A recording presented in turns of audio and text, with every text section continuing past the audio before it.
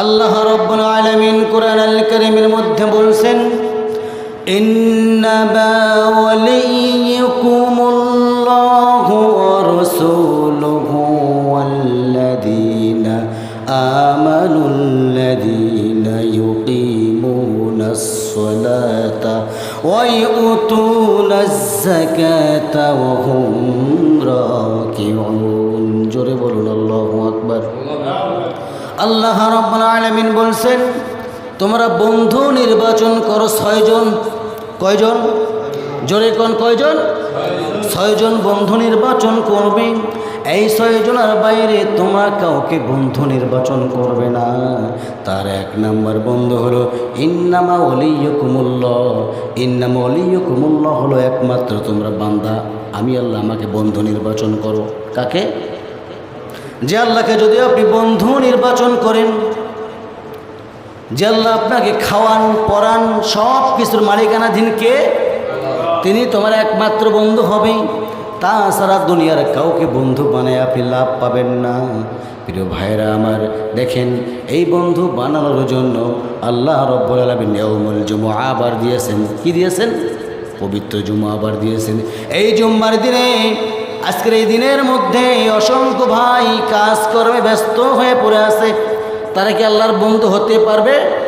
এত সস্তা নয়। প্রিয় ভাইয়ের আবার শর্ট করে ইঙ্গিত দিচ্ছি আমি। তারপর আল্লাহ রাব্বুল আলামিন সুন্দর করে বলতেছেন, ওয়ালিয়্যুকুমুল্লাহ। আল্লাহ রাব্বুল আলামিন বলেন, আমাকে বন্ধু নির্বাচন করো। গেল কয়জন? 1 নাম্বার বন্ধু চলে গেলেন আল্লাহ রাব্বুল আলামিন। কারণ আল্লাহর চাইতে ভালো বন্ধু পৃথিবীর আপনি কাউকে পাবেন না। 2 নাম্বার রাসূল। 2 নাম্বার বিশ্বনবী, মানবতার মহান শিক্ষক রাসূল আকরাম নবী মুকাররম জনাবে মুহাম্মদুর রাসূলুল্লাহ সাল্লাল্লাহু আলাইহি ওয়াসাল্লামকে দ্বিতীয় বন্ধু হিসেবে নির্বাচন করতে বলেছেন কে? আল্লাহ রাব্বুল আলামিন। ওয়ালিয়্যুকুমুল্লাহু ওয়া রাসূলুহু 2 নাম্বার গেল। ওয়াল্লাযীনা আমানু, যারা ঈমান এনেছে আল্লাহর উপরে, তাদেরকে বন্ধু নির্বাচন করো। কয়জন? জোরে কোন কয়জন হলো? আমানু, ঈমানদার ব্যক্তি। ইউকিমুনাস সালাতা, এবং যারা নামাজ পড়ে এবং নামাজ কায়েমের আন্দোলন করে, তাদেরকে বন্ধু বানানো গেল কয়জন? সালাতা, যারা নামাজ পড়ে এবং নামাজ কায়েমের আন্দোলন করে। আন্দোলন বলতে শুধু মারামারি নয়, আন্দোলন বলতে এটা বোঝাইছে যে নামাজ পড়ে এবং নামাজের দিকে ডাকে, তাকে আপনি কি করবেন? বন্ধু নির্বাচন করবেন। ওয়াতুজ যাকাতা, যে ব্যক্তি যাকাত দেয় আর যে ব্যক্তি যাকাত ভিত্তিক অর্থনীতি সমাজের মধ্যে জারি করে, তাকেই তোমরা বন্ধু হিসেবে গ্রহণ করো। কয়জন গেল? জোরে কোন? জোর হলো না? 5 জন হলো না? খারাপ লাগতেছে? তাহলে বন্ধুগুলো খারাপ না ভালো? 5 জন যে গেল এইদিকে। 3 নম্বরে আল্লাহ রাব্বুল আলামিন বলেন, ইউকিমুনাস সালাতা ওয়া ইউতুনাজ যাকাতা ওয়া হুম রাকিউন। এই আলোচনা আরও একদিন করেছিলাম আমি। ওহুম রাকিউন, সেই শব্দটাই হচ্ছে ওহুম রাকিউন। যে ব্যক্তি আল্লাহ রাব্বুল আলামিনের কাছে শির নত করে, মানে মাথা নত করে, তাকেই তুমি বন্ধু বানাও। কার কাছে করে জানেন? দাদা বাবুর কাছে করে। আল্লাহর কাছে তো মাথা নত করে না। প্রিয় ভাইরা আমার, কথায় কথা বেড়ে যাবে। বন্ধু বানাবো কাকে? 1 নম্বরে বলেন। 2 নম্বরে রাসূল সাল্লাল্লাহু আলাইহি ওয়াসাল্লাম। 3 নম্বরে ঈমানদার ব্যক্তি। 4 নম্বরে কোন? যে ব্যক্তি নামাজ পড়ে, নামাজ নিজেও পড়ে, অপরকেও পড়ার তাগিদ দেয়। তারপরে 5 নম্বরে যে ব্যক্তি যাকাত নিজে দেয়, অপরকেও যাকাত দেয়। আচ্ছা ভাই, আমরা কি যাকাতের মধ্যে আছি? বলেন তো, মুসলমান কিসের জাতি? বলেন, কিসের জাতি? ভাই ইসলাম তো মানি না। মানুষের জাতি নয়, মুসলমান হচ্ছে সিংহের জাতি। ভয় পাওয়ার সুযোগ ইসলামে মুসলমানদেরকে দিচ্ছেন? দেন নাই। পীর ভাইরা, কোন কোন রাষ্ট্রের মধ্যে ক্ষেপণাস্ত্র সরাসরি হচ্ছে বলেন তো দেখি? বলেন। ভারত, আর কি বলেন? পাকিস্তান। একটা হিন্দুস্তান, একটা মুসলিম কান্ট্রি। মুসলমান কিসের জাতি বলছে আমি? সিংহের জাতি। মুসলমান জাতিকে ঘুমাইতে দেন। সিংহ যখন একটা ঘুমায়, বললাম সিংহ যখন একটা ঘুমাবে তখন ওর কানের মধ্যে গিয়ে আপনি ফুসফুস করেন, যদি এই সিংহ যদি জাগ্রত হয়ে আপনাকে দেখে ফেলে, সিংহ কি করবে বলেন তো ভাই? আপনার জীবন বিনাশ করে দেবে, ঠিক কিনা বলেন? এই মুসলমান জাতির কানের কাছে ঘুমাচ্ছি আমরা, এখন পর্যন্ত ঘুমাচ্ছি। এই মুসলমান জাতি ঘুমটাকে কেড়ে যখন নেবে, ঘুমাচ্ছি না আমরা, কানের কাছে ফিস ফিস করতেছে। কিন্তু কি করতেছে? দাদা বাবুরা করতেছে। যদি এই মুসলমান জাতি একবার জাগ্রত হয়ে ওই সিংহের মতো গর্জন দেয়, দিল্লির মধ্যে আমরা কালিমার পতাকা পথ তরিয়েছে ইনশাআল্লাহ। এই সাহস আপনাদের ভিতরে আছে তো? আছে আছে আছে আছে ভাই।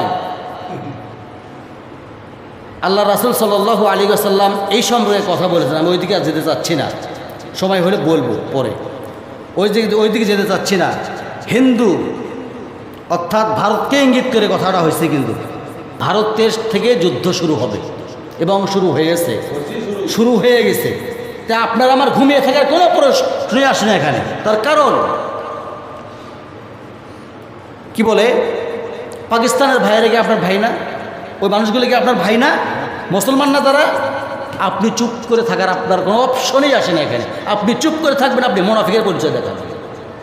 ওই যে বললাম সিংহের জাতি আমরা, সিংহের মতো গর্জি কথা বলা শুরু চেষ্টা করেন, দেখবেন নরেন্দ্র মোদীকে দাদা কয়েকটা ডাবি গেছে নিচের মধ্যে।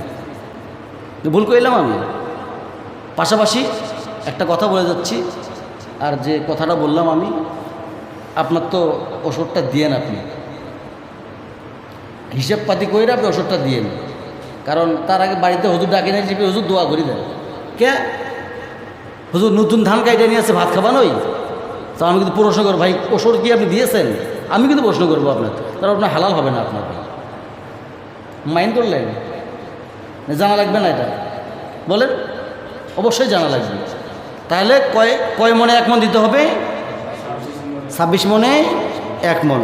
যাই হোক, কথা গোছালো এভাবে হয় না, অল্প সময়ের মধ্যে অনেক সময় হয়ে গেছে ভাই।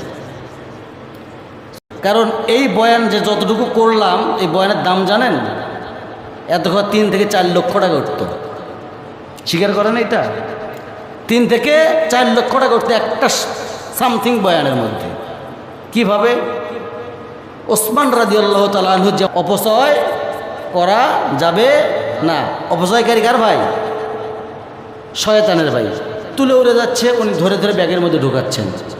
পিঁপড়ার মুখ থেকে খাবার নিচ্ছে, নষ্ট, মানে খাবার অপচয় করতেছেন না। তাহলে উনি কি গরিব হবে? তো উনি তো বড় লোকই হবেন, ধনী হবেন। তা আমরা অপচয় করি, তা আমরা কি বড় লোক হতে পারবো ভাই? আমি যে কথাগুলো বললাম আপনারা কি বুঝতে পারছেন? না বোঝেন নাই? না বোঝেন ভালো করে কেন, আবার বোঝায় দিচ্ছে আমি। ওসমান রাদিয়াল্লাহু তাআলা আনহু তার দানের সাদাকা, একটা বর্ণনা আসছে রাসূল সাল্লাল্লাহু আলাইহি ওয়াসাল্লাম পশ্চিমের দিকে ডাক দিয়ে বললেন, কে 100 উট দিতে পারবে? ওসমান রাদিয়াল্লাহু তাআলা আনহু বললেন, ইয়া রাসূলুল্লাহ, আমি 100 উট দেব। উত্তরের দিকে দেখে বললেন, এই দিকে কে আছে 100 উট দেবে? আবার ওসমান দৌড়ে ওখানে গিয়ে বললেন, হুজুর আমি 100 উট দেবো। কয়শো হলো? সুবহানাল্লাহ করবেন না? দক্ষিণের দিকে গেলেন, দক্ষিণে গিয়ে বললেন, দক্ষিণে কে আছেন? 100 উট লাগবে।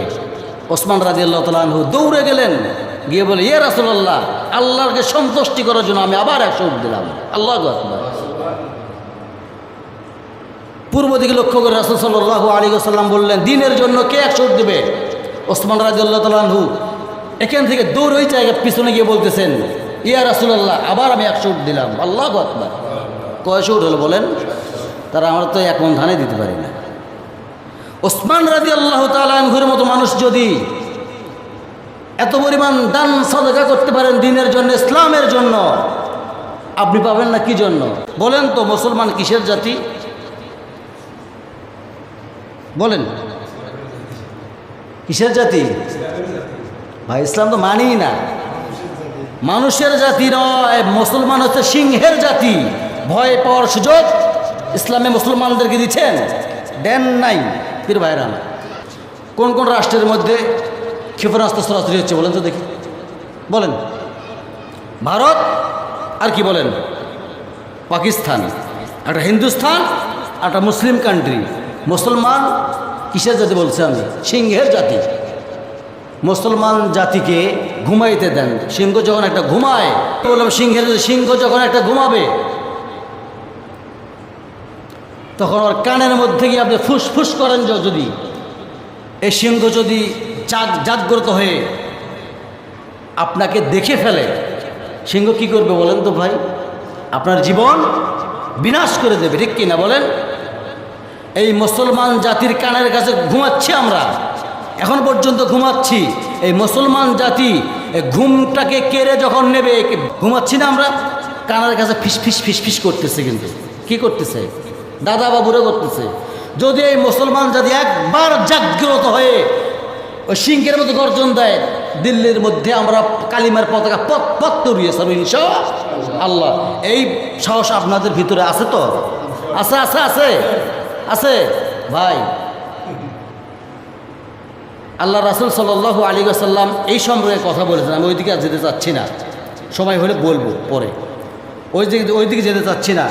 হিন্দু অর্থাৎ ভারতকে ইঙ্গিত করে কথাটা হয়েছে, কিন্তু ভারতের থেকে যুদ্ধ শুরু হবে এবং শুরু হয়ে গেছে। তা আপনার আমার ঘুমিয়ে থাকার কোনো প্রশ্নই আসে না এখানে। তার কারণ কি বলে, পাকিস্তানের ভাইয়েরা কি আপনার ভাই না? ওই মানুষগুলো কি আপনার ভাই না? মুসলমান না তারা? আপনি চুপ করে থাকার আপনার কোনো অপশনই আসে না এখানে। আপনি চুপ করে থাকবেন, আপনি মুনাফিকের পরিচয় দেখাবেন।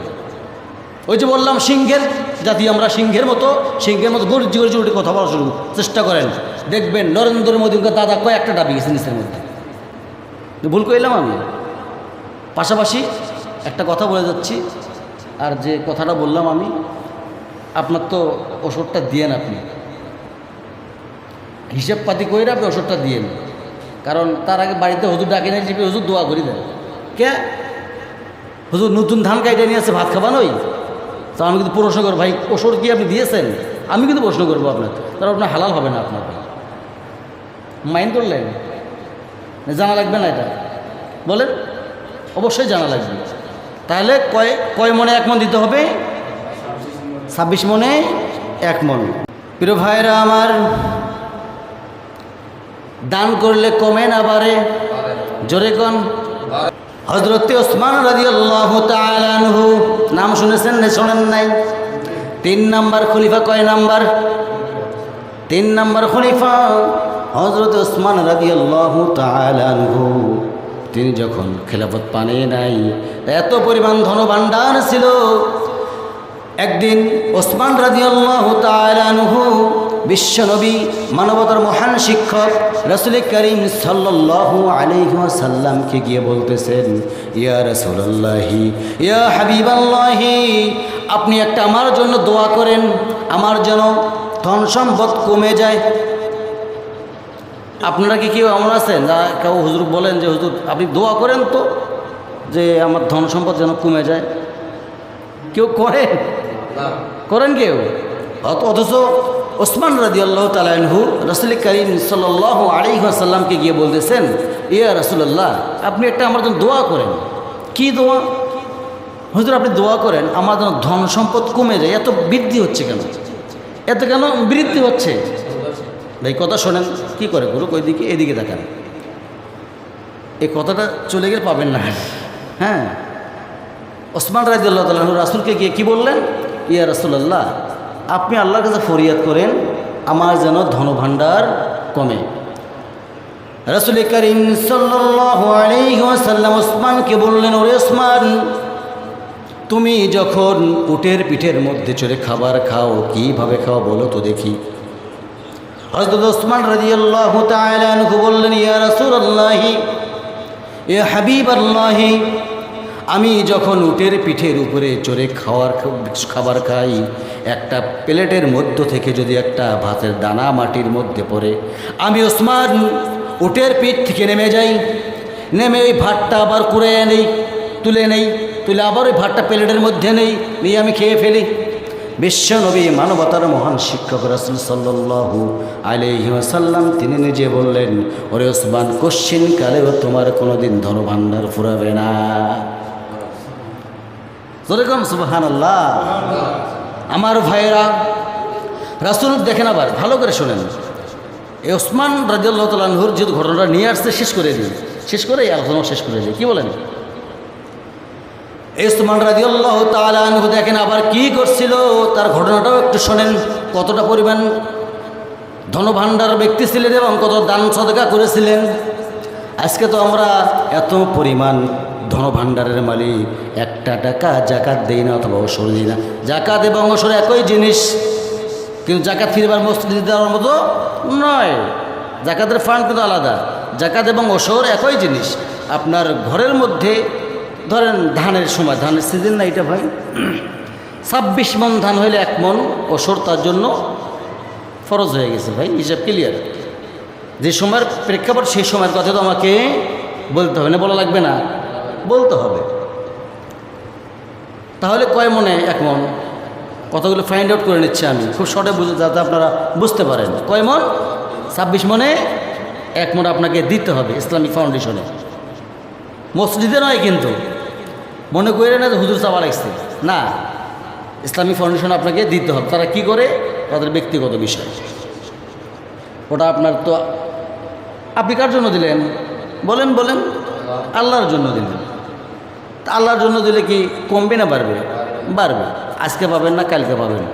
এবং দুনিয়া তো আল্লাহ চাইলে আপনাকে আরও বৃদ্ধি করে দেবেন, বলি সুবহানাল্লাহ। আমার ভাইরা, বিশ্বনবী মানবতার মহান শিক্ষক রাসূল করিম সাল্লাল্লাহু আলাইহি ওয়াসাল্লামের কাছে এক ভিক্ষুক এসে বলতেছেন, ইয়া রাসূলুল্লাহি, ইয়া হাবিবাল্লাহি, আমাকে একটা উট দেন। কি চাইল? উট দেন। রাসূল সাল্লাল্লাহু আলাইহি ওয়াসাল্লাম বললেন, ও ভিক্ষুক, তুমি উট কি করবে? ইয়া রাসূলুল্লাহি, ইয়া হাবিবাল্লাহি, উটটা দেবেন, আমি উটের উপরে সওয়ার করে আমি ভিক্ষা করব। রাসূল সাল্লাল্লাহু আলাইহি ওয়াসাল্লাম বললেন, ভিক্ষা করা তেমন কিছু ভালো কাজ নয়, ভিক্ষা করা ভালো কাজ নয়। অতএব তোমাকে একটা আমি পরামর্শ দিচ্ছি, ও ভিক্ষুক, তুমি একটা কাজ করো। সেই কাজটা হলো আমার জামাই ওসমানের কাছে চলে যাও। তুমি যা শুধু আমার কথা বলবে, আমার কথা গিয়ে বলবে, ভাই ওসমান, বিশ্বনবী আপনার কাছে পাঠিয়েছেন, একটা উট দিতে বলেছেন। ওই ভিক্ষুক আসলেন, ওসমান রাদিয়াল্লাহু তাআলা আনহুর কাছে আসলেন। এসে দেখে আজব ঘটনা, চাওয়ার আগেই দেখে আজব ঘটনা। কি ঘটনা? মন দিয়ে শোনেন। ওই ভিক্ষুক একটু দূর থেকে দাঁড়িয়ে তামাশা দেখতেছেন। ওসমান রাদিয়াল্লাহু তাআলা আনহু শুকাইতে দিছেন, বাতাস উঠতেছে। বাতাস উঠতে উঠতে এক পর্যায়ে তুলে কিছুটা তুলে উড়ে যায়। এমন সময় ওসমান রাদিয়াল্লাহু তাআলা আনহু করলেন কি, যে তুলেটা উড়ে যায় ঘপ করে ধরে আর ব্যাগের মধ্যে নেয়, তুলা উড়াইতে দিচ্ছে না। এই মিসকিন, এই ফকির ভিক্ষুক, তিনি বিশ্বনবী মুহাম্মদুর রাসূলুল্লাহ সাল্লাল্লাহু আলাইহি ওয়াসাল্লামের কাছে গেলেন। গিয়ে বললেন, ইয়া রাসূলুল্লাহি, কার কাছে আপনি পাঠিয়েছেন? কেন, কি হয়েছে? এমন ব্যক্তির কাছে আপনি পাঠিয়েছেন, ও তো দেবে না, আমাকে উট দেবে না। কি জন্য দেবে না? আমি যে এমন দৃশ্য দেখলাম, এই দৃশ্যটা এমন দৃশ্য যে ব্যক্তি একটা তুলা পর্যন্ত উড়াইতে দেয় না, আবার কেড়ে নিয়ে ব্যাগের মধ্যে রেখে দেয়, সে আবার কেমনে আমাকে দান করবে?